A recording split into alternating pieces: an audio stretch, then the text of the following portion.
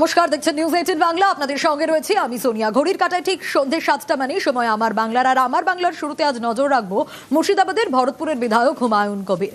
এবার তার গলায় হুঙ্কার সংখ্যালঘু ভোট এক করার, কারণ সোমবার নতুন দল ঘোষণা করবেন তিনি। 2,82,00,000 মুসলমান ভোট আছে, তাদের 1.5 কোটি ভোট হুমায়ুন কবিরকে দিলে 90টা সিট পাবে। বেশি পায়তারা করলে 294টাই লড়বো। যে জিতবে যে হারবে কাউন্টিং এর দিনে বুঝে নেবে।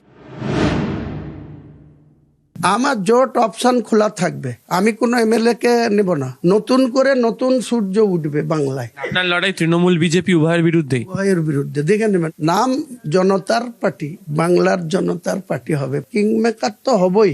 এমনও হতে পারে যে আমার পিছনে চলে যাবে শাসক দল, আমার পিছনে চলে যাবে বিজেপি দল। সোমবার নতুন দল ঘোষণা, তার আগে এভাবেই হুমায়ুন কবিরের চড়া সুর। গত 4 ডিসেম্বর হুমায়ুনকে দল থেকে সাসপেন্ড করে তৃণমূল। ওই দিনে মুর্শিদাবাদের ভরতপুরের বিধায়ক ঘোষণা করেন 22 ডিসেম্বর তিনি নতুন দল ঘোষণা করবেন। সেই মতো সোমবার বেলডাঙ্গার খামারুপাড়ায় সভা।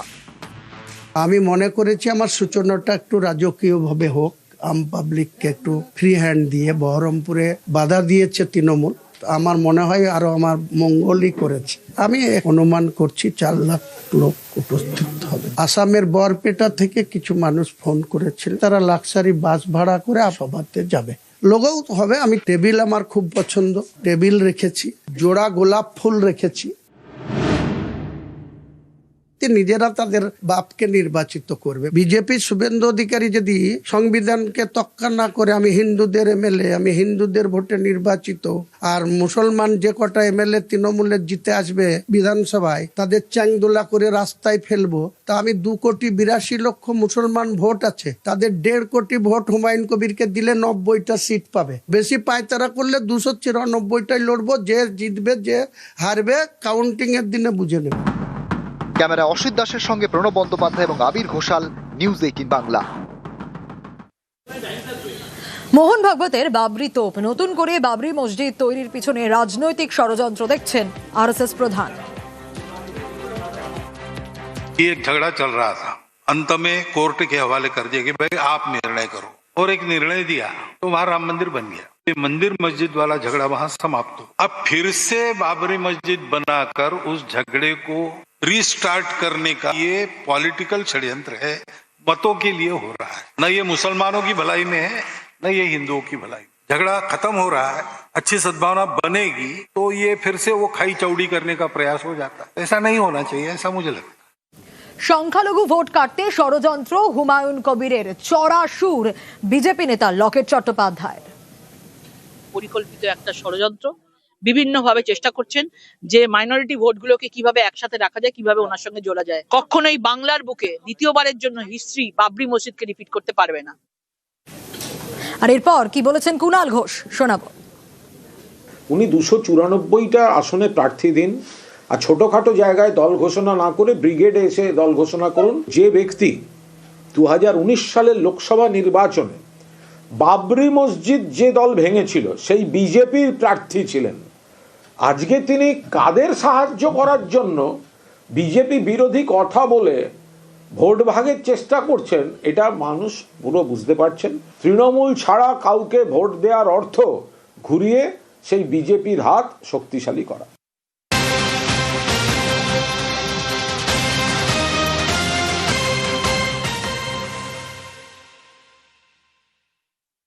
ভয় আতঙ্কে অত্যাচারিত হয়ে এখানে আসতে হয়েছে।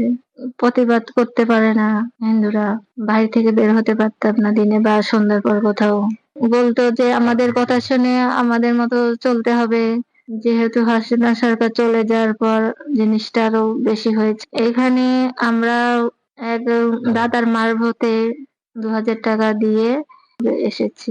আমরা ভারত সরকারের কাছে একটাই আবেদন, আমাদেরকে যেন নাগরিকত্ব দেওয়া হোক। ওই দেশে আমরা কখনোই যাব না, আর ওই দেশে যদি আমাদেরকে পাঠিয়ে দেয় তাহলে আমাদেরকে যেন গুলি করে মেরে ফেলে। এই ভয়ঙ্কর বক্তব্যটা শুনলেন, বাংলাদেশে পাঠিয়ে দিলে গুলি করে মারা হোক, এবং কাতর আরজি অনুপ্রবেশকারী বাংলাদেশি পরিবারের অশান্ত পদ্মাপাড় থেকে 3 মাস আগে পালিয়ে ভারতে এসেছেন। কিন্তু কেন এরকম একটা ভয়ঙ্কর কথা তারা বলছেন? আরো বিস্তারিত সেবক জানাতে পারবে এই বিষয়ে। সেবক, 3 মাস আগে চলে আসা, একটা প্রতিবেশীর কাছে থাকা, কিন্তু এখানেই সব থেকে বড় প্রশ্ন যে যদি বাংলাদেশে তাদের পাঠিয়ে দেওয়া হয় এরপর, তাহলে তার থেকে ভালো গুলি করে মেরে দেওয়া হোক। এরকম একটা ভয়ঙ্কর কথা তারা কেন বলছেন, কি কারণ?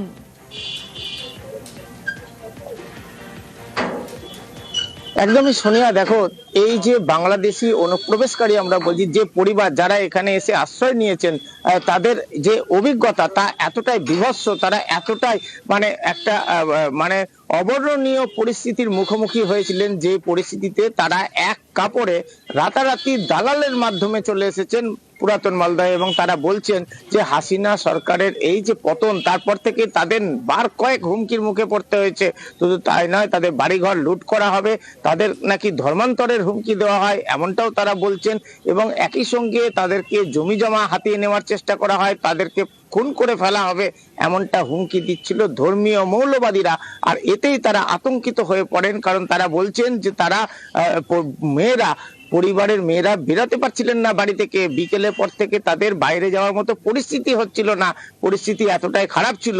ফলে অনুপ্রবেশকেই তারা একমাত্র পথ হিসেবে বেছে নেন। তারা জানেন এইভাবে একটা দেশে প্রবেশ করা যায় না, কিন্তু তারপরেও তারা বলছেন যে ওখানে খুন হয়ে যেতে পারতেন, তাদের প্রাণ সংশয় ছিল, তাই প্রাণ বাঁচাতে তারা প্রাণ হাতে নিয়ে পালিয়ে এসেছেন এখানে ভারতে, মালদায়, যেখানে কিন্তু প্রতিবেশীরাও তাদের পাশে দাঁড়িয়েছেন। প্রতিবেশীরাও তারা বলছেন যে যেভাবে একটি পরিবার এইভাবে এসেছে তাদেরকে তারা সহযোগিতা করছেন, তারা চান যে সরকার আশ্রয়ের কথা ভাবুক। কিন্তু তাদের যে শরীরী ভাষা তাতে কিন্তু স্পষ্ট তারা একটা বিভৎস চরম একটা পরিস্থিতির মুখে পড়েছিলেন, যে পরিস্থিতিতে দাঁড়িয়ে তাদেরকে অনুপ্রবেশ বা এই ভারতে আশ্রয় নেওয়া ছাড়া বিকল্প কোনো পথ ছিল না, এমনটা বলছে পরিবার।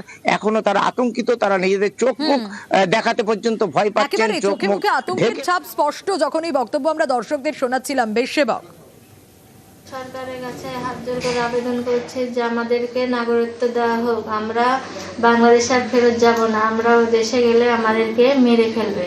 সরকারের কাছে হাত জোর করে আবেদন করছে যে আমাদেরকে নাগরিকত্ব দেওয়া হোক। আমরা বাংলাদেশ আর ফেরত যাব না, আমরা ওই দেশে গেলে আমাদেরকে মেরে ফেলবে। আসছে বাংলাদেশ থেকে, ওরা অত্যাচারের জন্য এখানে চলে আসছে, আসে এতো আছে, থাকবে। আপনারা সহযোগিতা করছেন? হ্যাঁ, সহযোগিতা আমরা বললাম যে থাকো, এখানে থাকো, কোনো অসুবিধা নাই, ভয় নাই। কালকে থেকে 2 জন আসছিল তো ভয় পাচ্ছিল, তো আমাদের কোনো অসুবিধা নাই, থাকো, আমরা তো আছি পাশে, আমরা তো দেখছি কি বলছে না বলছে। আপনারা সহযোগিতা করবেন? হ্যাঁ, করবো। চট্টগ্রামে ভারতের হাই কমিশন, সেখানে ভিসার কাজ বন্ধ অনির্দিষ্টকালের জন্য। কেন? তার কারণ বাংলাদেশের এই পরিস্থিতি, আবারও অগ্নিগর্ভ বাংলাদেশ, আর সে কারণেই ইতিমধ্যে বন্ধ করে দেওয়া হয়েছে চট্টগ্রামে ভারতের হাই কমিশনে ভিসার কাজ। অনির্দিষ্টকালের জন্য ভিসা সংক্রান্ত কাজ বন্ধের সিদ্ধান্ত নেওয়া হয়েছে।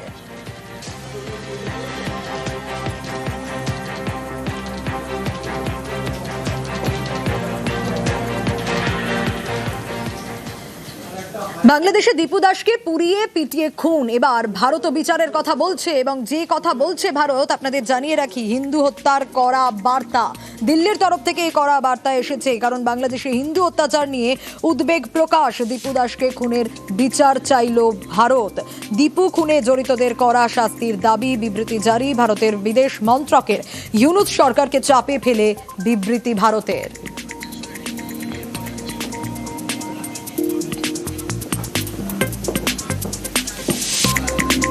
বাংলাদেশে হিন্দু হত্যা কড়া বার্তা দিল্লির। বাংলাদেশে দীপু দাসকে পিটিয়ে পুড়িয়ে খুন, আর সেই ঘটনায় এবার বিচার চাইল ভারত। দীপু দাসকে খুনের বিচার চাইল ভারত। বাংলাদেশে হিন্দু অত্যাচার নিয়ে উদ্বেগ প্রকাশ। দীপু খুনে জড়িতদের কড়া শাস্তির দাবি, বিবৃতি জারি ভারতের বিদেশ মন্ত্রকের। ইউনূস সরকারকে চাপে ফেলে বিবৃতি ভারতের।